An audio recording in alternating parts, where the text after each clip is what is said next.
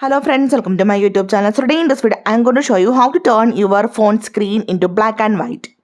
So now you can see this is a colored screen. So let me show you how to change this color screen to black and white. Simply go to settings, tap on the option accessibility, tap on display and text size. Now scroll down. Here you can see the option color filters. Tap on this one, turn on. So here you can see different color filters: red green filter, green red filter, blue yellow filter, color tint. Okay, and from the list you have to select the option grayscale. Now you can see your phone is completely become black and white. Right?